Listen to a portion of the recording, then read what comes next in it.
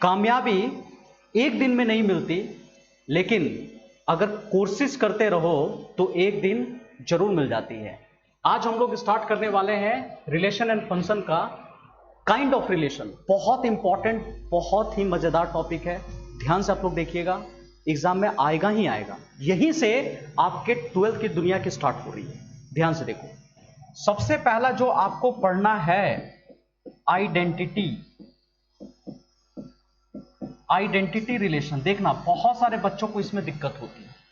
Identity relation, इसमें क्या होता है, मैं सिंपल लाइन में आपको डेफिनेशन बता देता हूं, एक एक चीज आपको समझ में आएगा आइडेंटिटी क्या होता है। सबसे पहले ए कॉमा ए लिख लेना, ठीक है। A comma A ordered pair, ठीक है। जितने भी रिलेशन का एलिमेंट होता है, जो भी रिलेशन देख रहे हो, उसका जो भी एलिमेंट होगा वो हमेशा ऑर्डर्ड पेयर में। जैसे सेट होते हैं ना, सेट को हम लोग कर्ली ब्रैकेट के अंदर में small A B C D ऐसे करके लिखते हैं। तो रिलेशन का जो एलिमेंट होता है वो ऑर्डर्ड पेयर होता है। ए कॉमा ए लिखा, लेकिन अगला जो लाइन लिखने वाला हूं वो ध्यान से देखिएगा। Such that A belongs to capital A only, only, ठीक है। ओनली वर्ड लगा हुआ है। वेयर मैंने लिखा कैपिटल ए जो है ना, it is non empty set. Non empty set मतलब इसके अंदर कुछ ना कुछ होता है। मैं कुछ एग्जांपल से आपको समझा देता हूं, आपको ज्यादा अच्छी तरह से समझ में आ जाएगा। इसको थोड़ा सा लैंग्वेज में लिख देते हैं। R is said to be identity relation if every element of A is related to itself only. Come on, itself only, ठीक है। ये वर्ड आपको सीखना है, जो इटसेल्फ लग रहा है ना, इटसेल्फ ओनली, यही आपको सीखना है। इटसेल्फ, खुद के साथ आपको रिलेट करते हैं, ठीक है। इसको और भी आसान भाषा में हम बता दें, इसका एक ट्रिक दे देते हैं, तुरंत समझ में आ जाएगा, एकदम तुरंत माइंड में घुस जाएगा, ठीक है। यहां साइड में ट्रिक लिख लीजिएगा। इसका मतलब होता है रोटी कपड़ा मकान। अब बोलोगे सर ये कैसा ट्रिक है? जैसा देखोगे मजा आ जाएगा आपको। कैसे?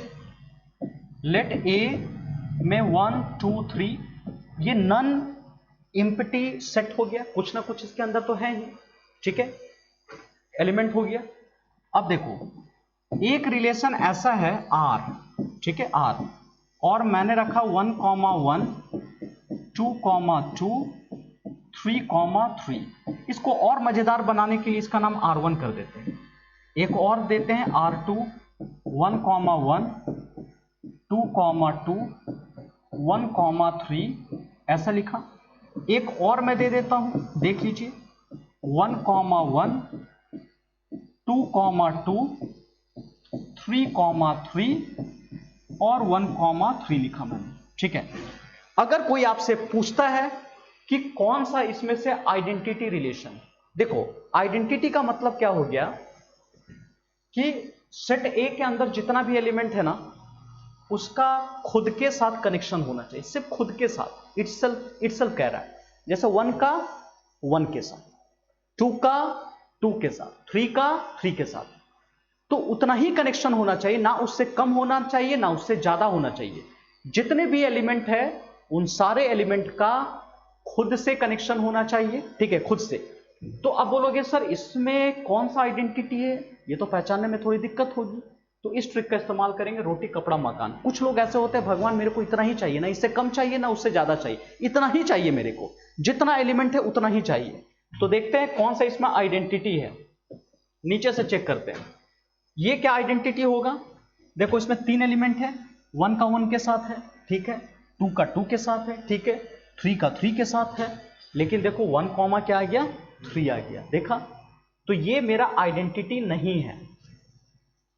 इसके पास रोटी है, कपड़ा है, मकान है, BMW भी है, नहीं चाहिए इसको, बस समझ में आ गया? इसको तीन ही चीज चाहिए, ना इससे कम होना चाहिए ना ज्यादा चाहिए, आइडेंटिटी बस, सिंपल सा, ठीक है। होता है ना, कुछ लोग होते हैं रघुपति राघव राजा राम, जितना तनख्वाह उतना काम, बस उतना ही मेरे को चाहिए, उससे ज्यादा नहीं। क्या ये होगा? चेक करते हैं। 1-1 है, रोटी है, कपड़ा है, मकान ही नहीं है, BMW खरीदा हुआ है, क्या फायदा है? बात समझ आ रही है? तो ये भी मेरा आइडेंटिटी रिलेशन नहीं है। आइडेंटिटी होने के लिए जितना भी एलिमेंट सेट ए में है उसका पहले खुद के साथ कनेक्शन हो जाना चाहिए, कम नहीं होना चाहिए, ज्यादा भी नहीं होना चाहिए, उतना ही होना चाहिए, ठीक है। चाहिए हो सकता है, हाँ हाँ हाँ एकदम होगा। 1-1 2-2 3-3, रोटी भी है, कपड़ा भी है, मकान भी है, बस जिंदगी मस्त चल रहा है, ठीक है। तो ये कैसे रिलेशन होगी जी? आइडेंटिटी रिलेशन होगा। कंफ्यूजन होता है, अभी देखना रिफ्लेक्सिव पढ़ाऊंगा ना, वहां भी देखना बहुत कंफ्यूजन आप लोग को होगा, लेकिन ये ट्रिक्स अगर करोगे ना तो दोनों कंफ्यूजन सब दूर हो जाएगा आप लोग का। ध्यान से देख लीजिएगा। तो इसको हम लोग कहते हैं आइडेंटिटी रिलेशन। अब दूसरा धड़ा देख लीजिए, यहीं पर मैं बता रहा हूं रिफ्लेक्सिव, ध्यान से देख लीजिएगा। रिफ्लेक्सिव हम लोग किसे कहते हैं? रिफ्लेक्सिव रिलेशन, सुन लीजिएगा। रिफ्लेक्सिव, इसमें भी लेट आप लिख लो A B non empty set, non empty set होगा, come on non empty set होना चाहिए। मैंने लिखा आर और यहां लिखा A comma A such that A belongs to A. मैंने ओनली वर्ड नहीं लगाया, ओनली वर्ड यूज नहीं किया, इसके पहले ओनली वर्ड यूज था। बात समझ में आ रहा है? ठीक है। तो बोलोगे इसमें क्या करना होगा सर? इसमें है, इसका ट्रिक आप रिमेंबर रख लीजिएगा, हनी सिंह। आपने गाना सुना है ना, है घर है कपड़ा है गाड़ी, बस समझ में आ रहा है? वो गाना आप लोग जानते होगा अच्छी तरह से। तो अब क्या करना है, इसका एग्जांपल पहले चेक कर लेते हैं कैसे रिफ्लेक्सिव होगा। बहुत आसान लैंग्वेज में आपको सिखा देंगे रिफ्लेक्सिव क्या होता है, सिमेट्रिक क्या होता है, ट्रांसिटिव क्या होता है। यहां भी मैंने एक सेट लिया जिसमें से 3 एलिमेंट यहां पे दिख रहा है, 1 2 3। चेक करते हैं, वही एग्जांपल देते हैं। R1 में 1-1 2-2 3-3 एक लिखा। R2 देखते हैं 1-1 2-2 1-3 3-3 1-1 2-2 3-3 और मान लो इसको हटा दिया मैंने, इतना ही रखा। एक और डाल देता हूं 1-1 2-2 और यहां पर ये हो गया 3-3 और 2-3, ये लिखा मैंने। आइए चेक करते हैं कौन सा इसमें से आइडेंटिटी रिलेशन, कौन सा रिफ्लेक्सिव रिलेशन। इसमें दोनों हम लोग चेक कर लेंगे। सबसे पहले आप देख लीजिए क्या क्या चेक कर सकते हैं हम लोग। क्या ये मेरा रिफ्लेक्सिव रिलेशन है? इसमें हनी सिंह, हनी सिंह का मतलब क्या हो गया? रोटी कपड़ा मकान होना ही चाहिए, उसके बाद BMW आ जाएगी, कोई दिक्कत नहीं है, ठीक है। लेकिन बेसिक चीज तो चाहिए ना। अब पता चला मकान है कपड़ा है रोटी नहीं खा रहे हैं, BMW चला के क्या करेंगे? 3 चीज बेसिक चाहिए मुझे। तो देखते हैं क्या ये रिफ्लेक्सिव हो सकता है। तो देखो 1-1 2-2 3-3 तीनों है, रोटी कपड़ा मकान तीनों है। तो मैं कह सकता हूं ये आइडेंटिटी भी है और साथ साथ क्या हो जाएगा? रिफ्लेक्सिव भी है, दोनों है। मतलब जितने भी आइडेंटिटी रिलेशन वो सारा क्या होता है? रिफ्लेक्सिव होता है। इसको चेक करके देखते हैं क्या ये मेरा रिफ्लेक्सिव होगा जी। ठीक है, 1-1 रोटी कपड़ा मकान और BMW, वाह मजा आ गया। ये आइडेंटिटी तो नहीं है लेकिन रिफ्लेक्सिव है, क्योंकि आइडेंटिटी का मतलब उतना ही चाहिए जितना सेट ए में है, ठीक है। इसका देखते हैं क्या करते हैं। सिर्फ रोटी है कपड़ा है, ना मकान है ना BMW है, ना तो ये आइडेंटिटी होगा ना ही ये रिफ्लेक्सिव होगा, कुछ भी नहीं होगा। इसको चेक करके देख लेते हैं। 1-1 2-2 3-3 2-3 रोटी कपड़ा मकान BMW सब है, हनी सिंह मस्ती लाइफ। तो इसका मतलब क्या होगा? ये सिर्फ क्या होगा बताओ? रिफ्लेक्सिव होगा, लेकिन ये आइडेंटिटी नहीं होगा। तो जहां तक मैं समझा पा रहा हूंगा कि आपको अब यहां से डिफरेंस क्लियर हो गया होगा कि आइडेंटिटी किसे कहते हैं हम लोग, रिफ्लेक्सिव किसे कहते हैं। वहां ओनली वर्ड लगता है, यहाँ विदाउट ओनली लगता है। वहां ट्रिक है रोटी कपड़ा मकान, यहाँ पे हनी सिंह है। सब चीज चाहिए, बेस तो चाहिए ही, इसके अलावा एक्स्ट्रा अगर मिल जाए तो वो भी मजेदार बात, कहीं कोई दिक्कत नहीं है। ठीक है, तो दो बातें आपको क्लियर होगी, इतना आप लिख लीजिए पहले, फिर मैं नेक्स्ट टॉपिक आपको बताता हूं रिफ्लेक्सिव। ध्यान से देख लीजिए, बहुत इंटरेस्टिंग। आइए यहां से सीखते हैं सिमेट्रिक रिलेशन क्या होता है। सिमेट्रिक, अभी हमने रिफ्लेक्सिव सीखा, हालांकि जो मैंने आइडेंटिटी पढ़ाया ना, वहां पे टाइप ऑफ रिलेशन जो पहला क्लास में पढ़ाया था आपको कि इम्पिटी रिलेशन किसे कहते हैं, यूनिवर्सल किसे कहते हैं, और आइडेंटिटी, ये तीनों एक ही में पढ़ते हैं। लेकिन आइडेंटिटी और रिफ्लेक्सिव में थोड़ा सा कनेक्शन होता है, इसलिए मैंने एक साथ पढ़ा दिया इन लोगों को। ठीक है, तो रिफ्लेक्सिव, सिमेट्रिक, ट्रांसिटिव एक साथ हम लोग पढ़ेंगे। तो रिफ्लेक्सिव तो अभी बताया मैंने आपको। रिफ्लेक्सिव के केस में क्या बताया था अभी, आप ऐसे देख लो, ये है रिफ्लेक्सिव कि ए कॉमा ए, ठीक है, बिलोंग टू क्या होना चाहिए, आर होना चाहिए। ठीक है, आर, या आर का डेफिनेशन ऐसे लिखाया था मैंने रिफ्लेक्सिव के केस में, such that A belongs to क्या होना चाहिए था, ए। ऐसा बताया था कि जब भी ऑर्डर पेयर में आएगा ना, ए कॉमा ए आएगा, ए कॉमा ए, तो देखो सिंगल अगर रहा, देखो सिंगल अगर रहा तो कैपिटल ए से बिलोंग करेगा, सेट से बिलोंग करेगा। लेकिन जैसे वो ऑर्डर्ड पेयर में आ गया तो हमेशा आर से बिलोंग करेगा, रिलेशन से बिलोंग करेगा। आप ऐसे प्रैक्टिकल लाइफ में सोचो कि लड़का लड़की अलग था, गर्लफ्रेंड बॉयफ्रेंड, लेकिन जैसे कमिटेड हो गया, शादी हो गया, तब क्या हो गया, रिलेशन में आ गए। ठीक है, तो ये ऑर्डर्ड पेयर साथ में हो गए ना, तो जैसे साथ में हो गए तो ए से बिलोंग करेगा कि रिलेशन में आ गए, रिलेशन में आ गए। लेकिन सिंगल अगर लेंगे तो क्या था, कैपिटल ए से बिलोंग करेगा। लेकिन जैसे ऑर्डर्ड पेयर में रहेगा तो किससे बिलोंग करेगा, आर से बिलोंग करेगा। इस बात का ध्यान दीजिएगा। ठीक है, अगर मैं ऐसा लिखूं स्मॉल ए स्मॉल बी, ये किससे बिलोंग करेगा, हो सकता है ए से बिलोंग करेगा। लेकिन यही अगर मैं कर दिया ए कॉमा बी ऑर्डर्ड पेयर में, अब रिलेशन में आ गए हैं, तो इसका मतलब it will belongs to R. इस बात को बहुत अच्छी तरह से ध्यान दीजिएगा। बहुत लोग गलती करते हैं, सर कहां आर लगाए कहां ए लगाए, पता ही नहीं चलता है। ठीक है, ये देखिए, तो मुझे आप लोग का दर्द पता है कि कहां कहां क्या दर्द हो रहा है। तो ए comma A belongs to A मैंने बताया। अब सिमेट्रिक में क्या होता है, यहां पर लेकर के चलते हैं let A comma B belongs to R. देखो ऑर्डर्ड पेयर में आर से बिलोंग कर रहा है, मतलब आर का जो कंडीशन है ना, फॉर्मूला उसको सेटिस्फाई कर रहा है। देन इसका उल्टा भी होना चाहिए, B comma A belongs to क्या होना चाहिए, आर होना चाहिए। एक पार्ट लेकर के चलते हैं, जैसे आपने आइसोसेलेस ट्रायंगल पढ़ा होगा।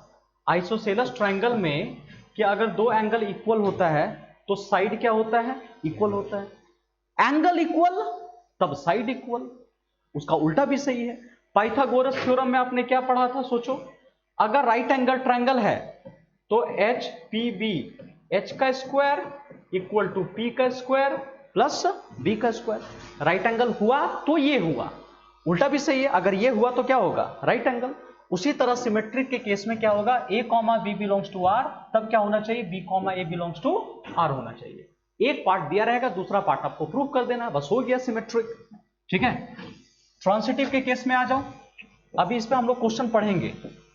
ट्रांसिटिव, ट्रांसिटिव क्या होता है, let A comma B belongs to R and b comma c ordered pair में है तो भी बिलोंग टू आर। अभी सिखाया कि जब भी कोई चीज ऑर्डर्ड पेयर में रहता है तो कॉमन आर से बिलोंग करता है। ठीक है, इसमें दो पार्ट लेकर के चल रहे हैं। देन क्या लेकर के आ जाएंगे जी, A comma C belongs to R. ठीक है, A comma B belongs to R, B comma C belongs to R, ला क्या देंगे, A comma C belongs to R. So simple. ठीक है, अब बोलोगे सर किसी बुक में क्या कुछ अलग तरीके से भी लिखा जाता है, लिखा जाता है। देखो कैसे लिखा जाता है, ये भी आपको सिखा देते हैं, देख लीजिए। यहां पर आप देख सकते हैं सेम चीज जो है ना, ऐसे भी लिखा रहेगा, ए आर बी ऐसे भी लिखा रहता है। A comma B belongs to R, relation में है तो ऐसे भी तो पढ़ सकते हैं, A relation with B, same thing. ठीक है, देन अगर ऐसा रहा, if A related B, then क्या लिख देंगे बताओ, बी रिलेटेड ए। ऐसे भी बुक में मिलते हैं, ऑर्डर्ड पेयर में भी मिलेगा या ऐसा भी मिल जाएगा, परेशान नहीं होना। इसको लिख सकते हैं, बिल्कुल लिख सकते हैं। तो क्या लिखेंगे जी, ऐसे लिख लो, लेट या इफ कर लो, A R B and B R C. Then क्या करेंगे बताओ, ए रिलेटेड सी। ए का रिलेशन बी के साथ है, बी का रिलेशन सी के साथ है, इसका मतलब ए का रिलेशन सी के साथ है। भाई ए बी का फ्रेंड है, बी सी का फ्रेंड है, इसका मतलब ए किसका फ्रेंड होगा, सी का फ्रेंड। अब 11-12 वाले बच्चों से अच्छा कौन जान सकता है, फेसबुक में तो रोज फेसबुक खेलते ही रहते हैं, कौन किसका फ्रेंड है पता चल ही जाएगा। तो ये एक तरह का ट्रांसिटिव ही है, this is called transitive relation.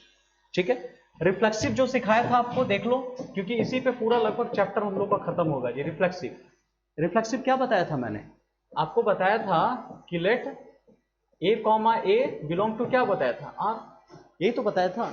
ठीक है, या इसी को लिखने का तरीका क्या होगा, ए रिलेटेड ए हो सकता है।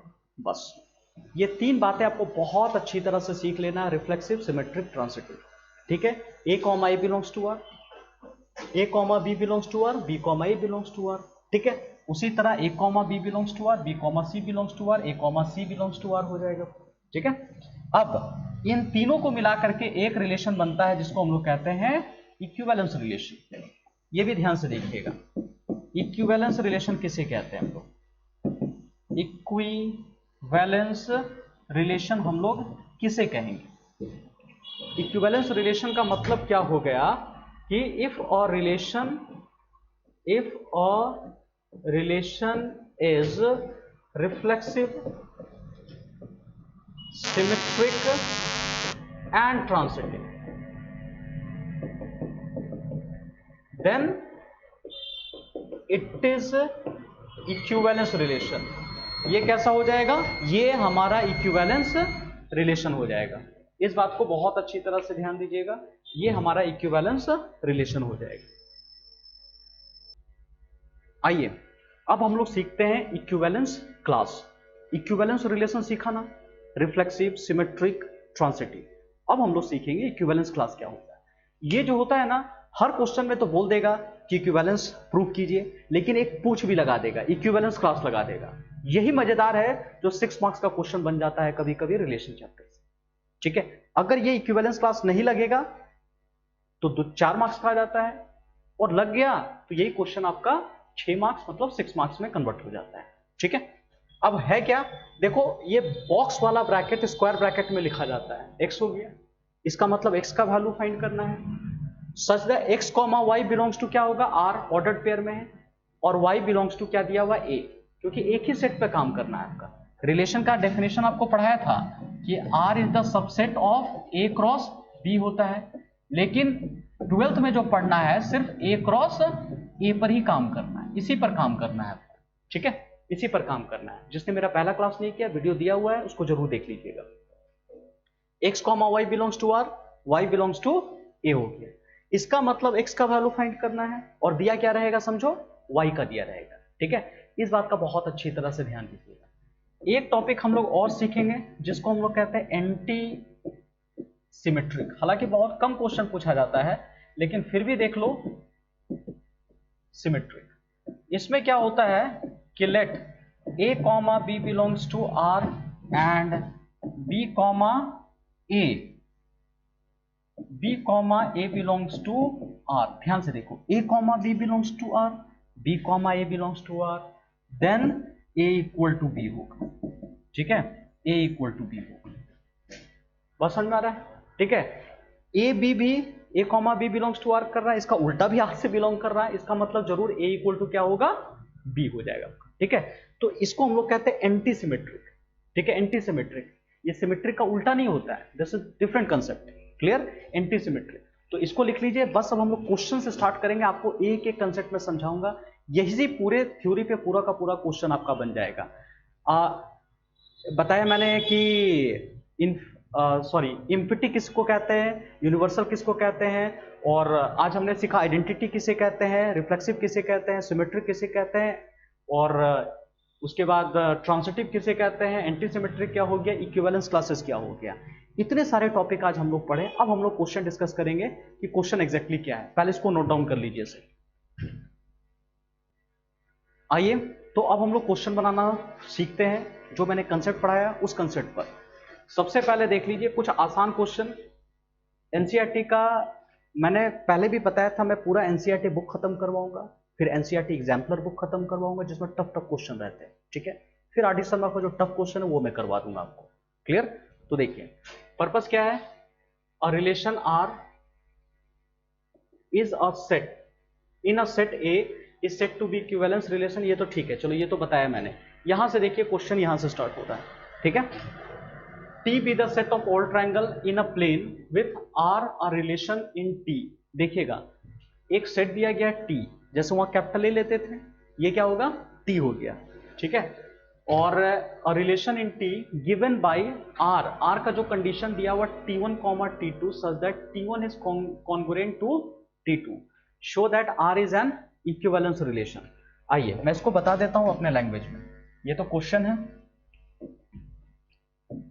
इसमें लेट सबसे पहले टी डिक्लेयर कर लेना, यहां लिख लेना सेट ऑफ ऑल ट्राइंगल। जितना भी ट्राइंगल दुनिया में होगा ना, छोटा बड़ा तिरछा आइसोसेलेस इक्विलेटरल जितना भी है सब ले लो, कलेक्शन कर लो। आप इसको ए के जैसा फील कर सकते हो, ये कैपिटल ए जो बताया था ना मैंने, कैपिटल ए, क्लियर। और आर का जो रिलेशन का डेफिनेशन यहां दिया हुआ है T1, T2 दिया हुआ है, ऑर्डर्ड पेयर। देखो ऑर्डर्ड पेयर तो बिलोंग टू आर होगा। और कह रहा है कि T1 कॉन्ग्रुएंट, पूरा स्टेटमेंट दिया हुआ है, मैं शॉर्ट में लिख दिया कॉन्ग्रुएंट। आपको पता कॉन्ग्रुएंट किसे कहते हैं, 10th में आपने सीखा होगा, 9th में भी सीखा होगा। सिमिलर ट्रायंगल, कॉन्ग्रुएंट ट्रायंगल थोड़ी सी अलग चीज होती है। कॉन्ग्रुएंट का मतलब एक फिगर को दूसरे के ऊपर अगर रख दो तो एग्जैक्टली कवर कर लेगा, इसको हम लोग कहते हैं कॉन्ग्रुएंट।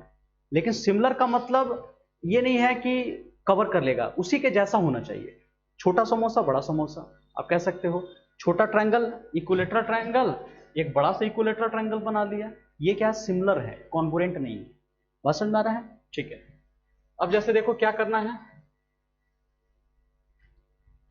और कह रहा है कि जो T1 और T2 लेंगे, ये बिलोंग टू क्या लिखना पड़ेगा हमें, ये T होगा कि R होगा, ये होगा आपका T, क्योंकि देखो ऑर्डर्ड पेयर में नहीं लिया हूं मैं, अलग अलग है। तो जब अलग अलग रहता तो कहां लेते हैं बताओ, T मतलब ए सेट से बिलोंग करता है। जैसे ये ऑर्डर्ड पेयर में आ गया मतलब रिलेशन में आ गया, तब R से बिलोंग करेगा ये, ठीक है। इस बात का ध्यान दीजिएगा पूरी अच्छी तरह से। अब क्या कर सकते हैं हम लोग, T1 कॉन्ग्रुएंट T2। तो चलो क्वेश्चन बनाना स्टार्ट करते हैं। पहला कंडीशन रिफ्लेक्सिव, देख लीजिएगा रिफ्लेक्सिव, क्योंकि इक्विवेलेंस प्रूव करने के लिए तो आपको पता होना चाहिए कि रिफ्लेक्सिव पता होना चाहिए। तो रिफ्लेक्सिव का देखिएगा, मैंने क्या बताया था कि A, A सेम सेम होना चाहिए, बिलोंग टू क्या होना चाहिए जी, R। अगर ये कंडीशन ला दे तो प्रॉब्लम सॉल्व हो जाएगा हमारा। और देखिए बड़ा एक सिंपल सा रूल है, बड़ा गेम है एकदम, जैसे बचपन में कबड्डी खेला होगा, बुढ़िया कबड्डी खेला होगा, पता नहीं नाम याद है कि नहीं, ठीक है, लुका छिपी आपने खेला होगा। तो हर गेम का रूल होता है, यहां भी रूल है, गेम खेलेंगे।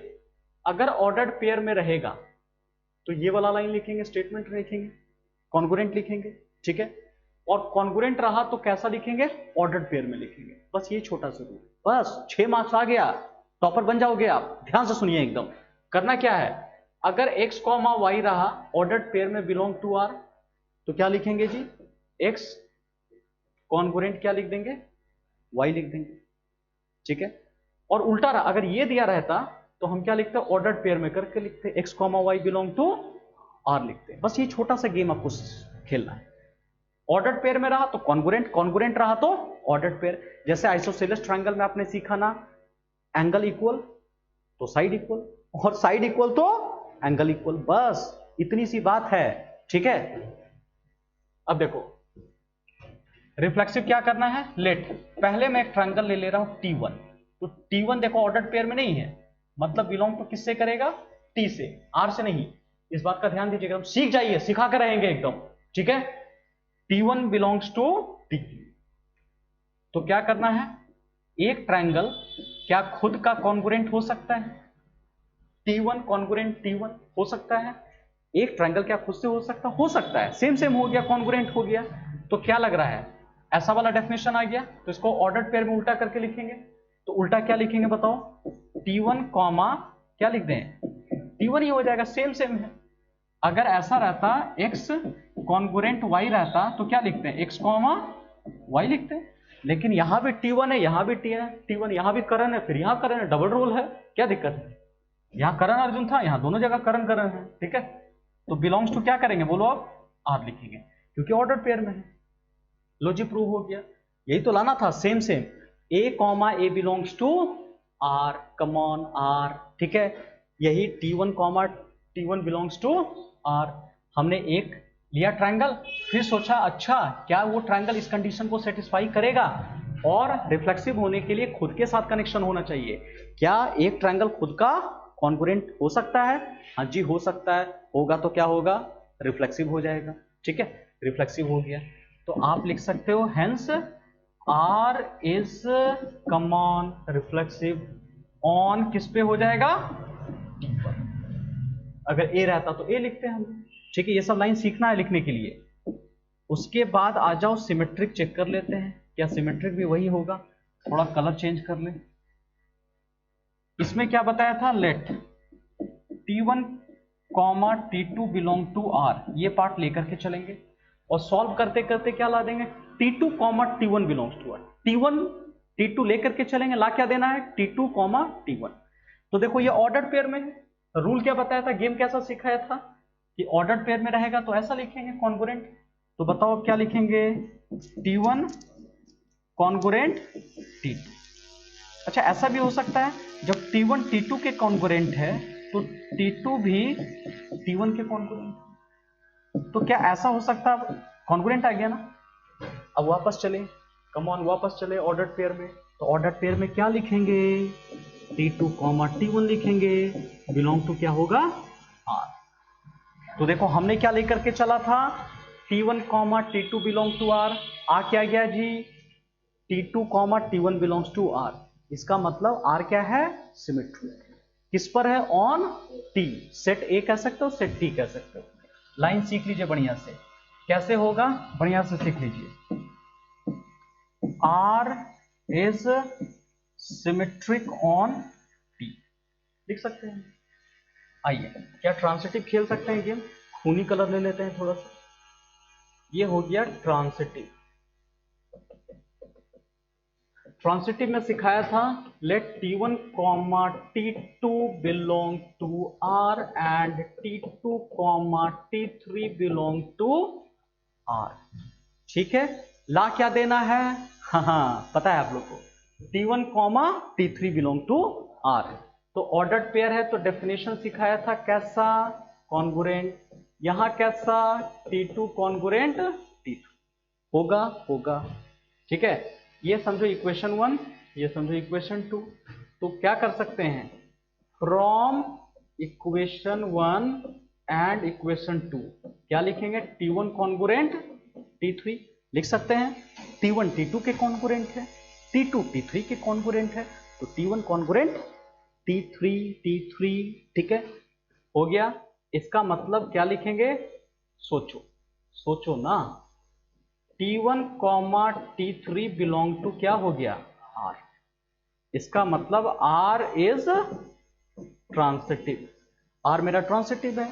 अब आप लिख दोगे since R is reflexive, symmetric, transitive, so it is equivalence relation. ये इक्विवेलेंस रिलेशन है, बस छोटी सी गेम सीखना है। जैसे बुढ़िया कबड्डी खेलते थे, पबजी खेलते, उसी तरह ये खेलना, पबजी तो खेलना है हम लोग को, सीधा सा बात है। इस मेथड पे हम सारा काम कर सकते हैं। छोटा सा क्वेश्चन है, आसान है, समझ में आ जाएगा। और देखो इसी को 6 मार्क्स में बनाना होता तो पूछ लगा देता यहाँ पर, ठीक है, इक्विवेलेंस क्लास बना देता। और भी टफ टफ क्वेश्चन हम लोग बनाएंगे, देखिएगा सब सीख जाओगे, बहुत मजा, एकदम कहा ना, प्रॉमिस करता हूँ 1 मार्क्स भी नहीं छूटेगा आपका, 1 मार्क्स भी नहीं छूटेगा रिलेशन चैप्टर, ठीक है। लिख लो इसे। आइए नेक्स्ट क्वेश्चन की तरफ हम लोग चलते हैं। ये उससे भी प्यारा क्वेश्चन है, बहुत मजेदार है, कुछ नया चीज सीखने को मिलेगा यहां पर। आप पहले क्वेश्चन पढ़ लो, देख लो, क्योंकि एनसीईआरटी में बड़ा ही खूबसूरत खूबसूरत क्वेश्चन आपको मिलेगा, ठीक है। इसकी गहराई को समझना। Let L be the set of all lines in a plane, R be the relation in L defined as R equal to L1 comma L2, L is perpendicular to L2. Now this time perpendicular is given. Show that R is symmetric but neither reflexive nor transitive. इसके पहले वाला question में तीनों आ गया था, reflexive भी हो गया था, सिमेट्रिक भी हो गया था, ट्रांसिटिव भी हो गया था। लेकिन इस बार सिर्फ सिमेट्रिक होगा लेकिन रिफ्लेक्सिव और ट्रांसिटिव नहीं होगा। चेक करके देख लेते हैं ऐसा क्यों हो रहा है भाई। यहां पर आप देखोगे तो सबसे पहले लेट आपको लिखना होगा, कैपिटल ए लिखना पड़ेगा, यहां एल लिखना पड़ेगा। एल लिख लो क्योंकि क्वेश्चन में एल ही दिया हुआ है। Let L equal to set of all lines, सारे लाइंस का क्या है, सेट दिया हुआ है। ठीक है, बहुत आसान। इसमें क्या करना, आर इक्वल टू क्या होगा, L1 comma common L2, L1 comma L2 such that L1 perpendicular L2, और L1 L2 जो ले रहा हूं ना मैं, वो कहां से ले रहा हूं, L से। R मत लिख देना, ऑर्डर पेयर में नहीं है, रिलेशन में नहीं है। ठीक है, क्या करेंगे, सबसे पहला मुझे लिखना है रिफ्लेक्सिव। रिफ्लेक्सिव चेक कर लेते हैं, क्या सच में ये रिफ्लेक्सिव होगा, चेक करते हैं जी, आओ सीख लो। Let L1 belong to L, एक छोटा लाइन लिया, एक लाइन ले लिया, वो L से बिलोंग कर रहा है। ठीक है, अब हम क्या कर सकते हैं, क्या जो L1 है खुद का परपेंडिकुलर हो सकता है, सोचो, क्या ये लाइन खुद का परपेंडिकुलर होगा, नहीं हो सकता है। परपेंडिकुलर होने के लिए कैसा चाहिए, खुद का पैरेलल जरूर हो सकता है लेकिन परपेंडिकुलर नहीं होगा। ठीक है, पैरेलल का मतलब क्या होता है, जैसे ये दो लाइन पैरेलल है, इसको थोड़ा और करीब ले आओ, ये दो पैरेलल हो गया, और करीब ले आओ, पैरेलल हो गया, इसके ऊपर चढ़ा दो तो भी पैरेलल है। ठीक है, कोइंसिडेंट लाइन भी पैरेलल कहलाता है, लेकिन ये परपेंडिकुलर नहीं है, तो आप परपेंडिकुलर को लिखकर कट कर दो। ठीक है, रूल वही, गेम वही, अगर ऐसा ऑर्डर्ड पेयर में रहेगा तो परपेंडिकुलर लिखेंगे, और परपेंडिकुलर रहा तो ऑर्डर्ड पेयर में रखेंगे। तो क्या L1 comma L1 belong to R लिख सकते हैं, बोलोगे नहीं, क्योंकि परपेंडिकुलर ही नहीं है, तो बिलोंग टू क्यों। ठीक है, अब मुझे बता दो, ये तो रिफ्लेक्सिव है, तो hence R is not reflexive, ये रिफ्लेक्सिव नहीं है। ठीक है, ऑन किस पर, L पर। दूसरा देखो, सिमेट्रिक, कम ऑन सिमेट्रिक।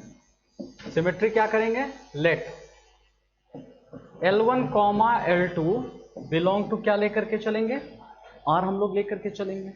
तो जब ऑर्डर्ड पेयर में था तो रूल के हिसाब से जो डेफिनेशन बनेगा, L1 परपेंडिकुलर L2, क्या उल्टा लिख सकते हैं, L2 भी परपेंडिकुलर L1 हो जाएगा, नहीं, दो लाइन है L1 और L2, अगर L1 L2 पे परपेंडिकुलर है तो L2 भी L1 पे परपेंडिकुलर है। तो आ जाओ गेम खेलते हैं, मैं लिख सकता हूं L2 comma L1 belong to क्या, R हो गया, और जब R हो गया तो क्या लिखेंगे, सोचो, ये लिख सकते हैं ना, R इज व्हाट, सिमेट्रिक, आपका सिमेट्रिक ये आ जाएगा। अब चेक करते हैं हम लोग ट्रांसिटिव, क्या ये ट्रांसिटिव होगा, सीख ले ट्रांसिटिव।